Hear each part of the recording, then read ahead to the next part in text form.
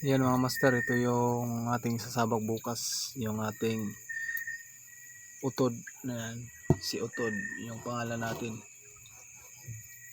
Yan, ito yung tatsyan natin, yan yung tahido.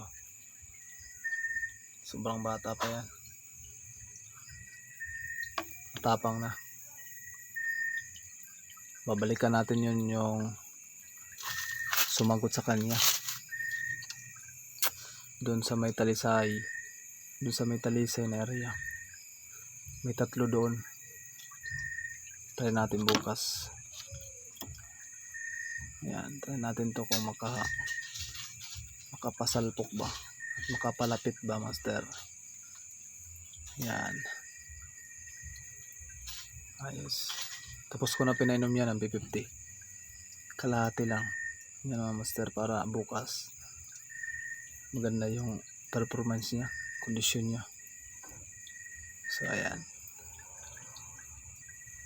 at yan nga master, yung ating puti yung tide yan. Yan, ito naman yung isasabak natin, titreninginin naman natin to. Malakas na tumilaw yan mga master. Tayo, tingnan natin yung tide nya. Yan, wala, hindi ko yan puputulan kasi maganda tingnan pag mahaba yung tide. Tsaka kulay puti yung tide nya. Ano,